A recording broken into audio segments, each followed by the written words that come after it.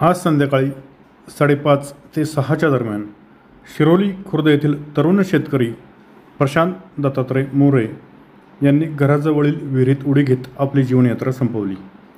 लहरी हवामानामुळे शेतीमध्ये झालेले नुकसान व त्यामुळे कर्जाचा उभा होत असलेला डोंगर यामुळे गेल्या काही दिवसांपासून ते तणावात होते. शोधकार्यात स्थानिक युवक तसेच जुन्नर रेस्क्यू टीमचे रुपेश जगताप, राजकुमार चव्हाण, संकेत बोंबले, कपिल कबाडी, सुजल बिडवई, संकेत कबाडी, महेंद्र नवले, भरत जाधव, हर्ष जगताप यांनी महत्त्वाची भूमिका बजावली.